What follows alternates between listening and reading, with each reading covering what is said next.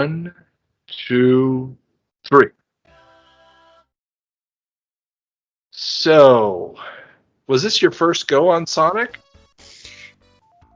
You cheated, didn't Honestly, you? I think I've had a run through Sonic. Well, not through Sonic, but through some of the levels way back. Like maybe I was a kid back then, and I played it at some youth club that we were at with school.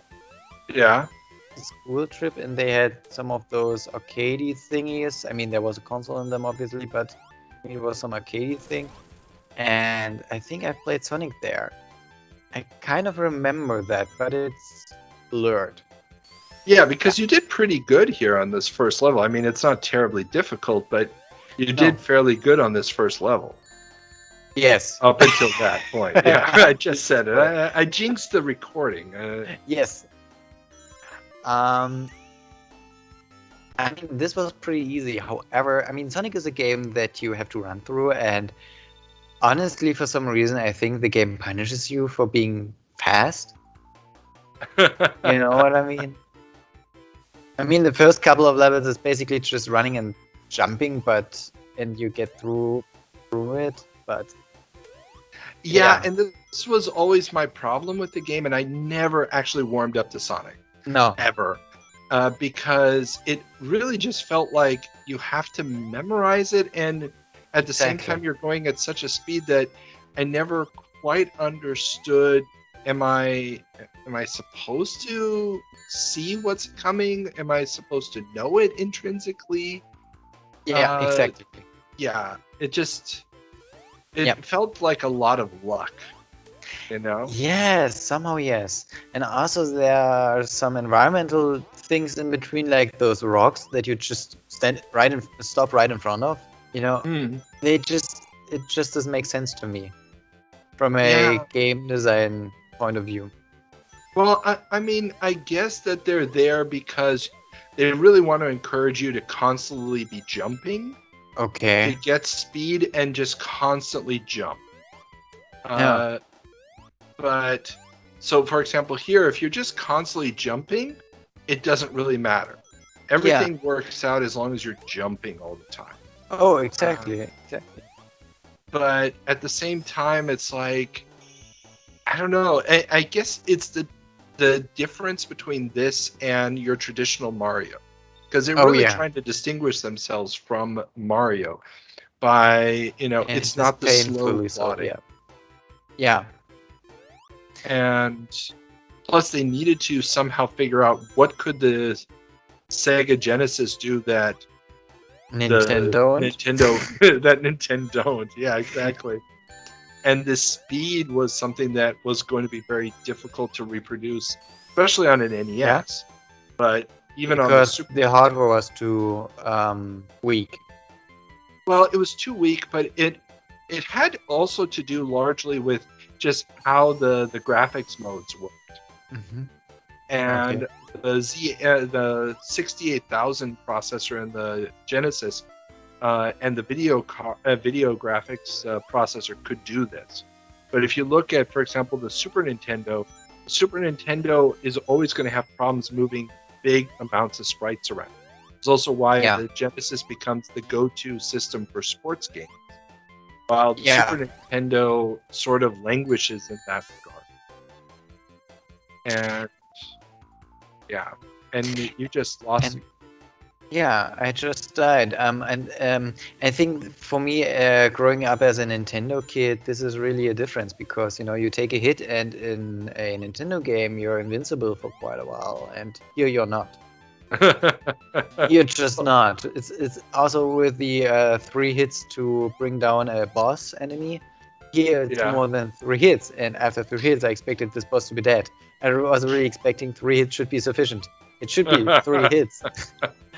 And after playing this, I didn't know that this is a Nintendo kind of thing with the 3 hits.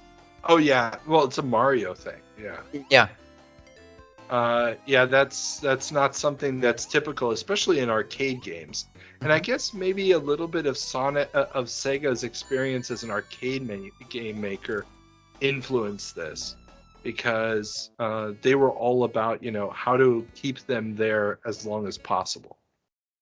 Yeah. And there's actually a Dorkly video about this where they switch Mario and Sonic. Yeah, I've Where seen Mario's that. like 3 hits and it's like, wait, why aren't you dead? He should be dead by now. Yeah, I've seen this. I didn't expect this bug to be there. Wow. Okay. So the first run was luck, is what you're trying to tell me here. No, this was No. skill. The second run was me talking to someone while playing, and this is now the ultimate success. You'll see. Oh, okay. As soon as I get over this hill.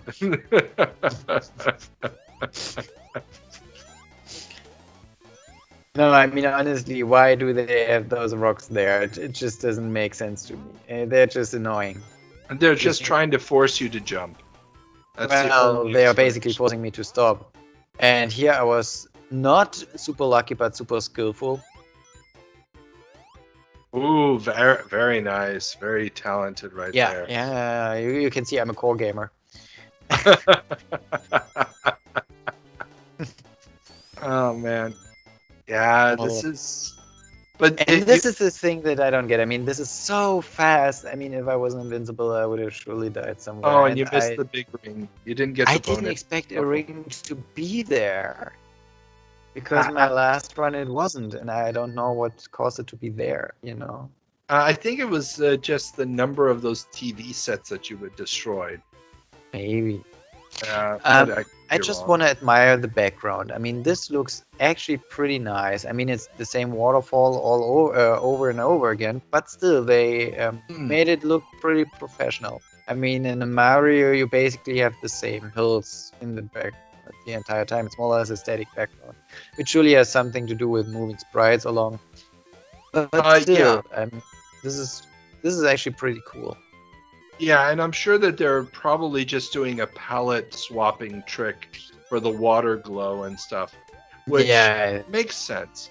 But, I mean, you can see that they're really playing around with how many sprites they can move, because when you destroy one of the creatures, there's a little bunny rabbit or whatever that runs away. At the time, when this thing came out, I mean, it's coming out about 4 or 5 months before the Super Nintendo launches. So if you're a typical kid in the States, I mean, obviously in Japan it's all out already, but Sonic was never that big in Japan to begin with. Not big in Japan? Okay. No, not by a long shot. But Sega wasn't never that big as a console manufacturer. Yeah. So. The idea here that you had this thing moving at this speed with all this bright colors. This just really shocked people. And it was like, okay, now Sega truly does what Nintendo don't. Oh, yeah. And the question was, okay, what comes next? And, of course, in a few months, we're going to have Super Mario World that's going to look spectacular. But this had more attitude. This felt more cool. Yeah. But still, I mean, from a technical point of view, I think this is slightly superior to Super Mario, even to Super Mario World. From a technical standpoint, not really, because, for example, look at that glow around your character was not a transparency; it was just a mesh, and that was something the Genesis couldn't do. Like when you were immune a moment ago. Yes. In the video.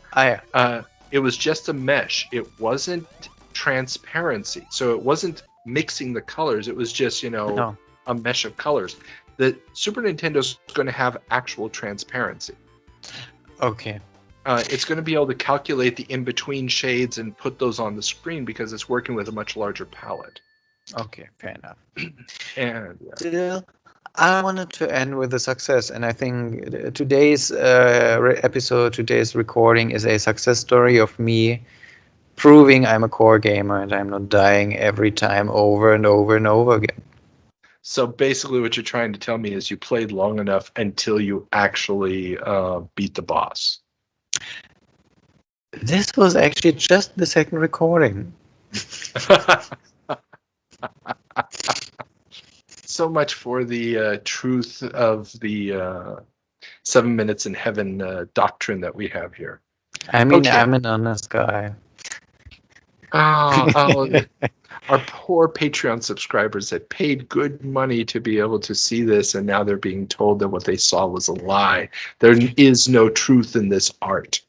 You are a scammer, my friend. A scammer. Successfully so. Because if you're watching this, you've already paid your money. Congratulations. Exactly. Gotcha. On that note, let's go back to the show.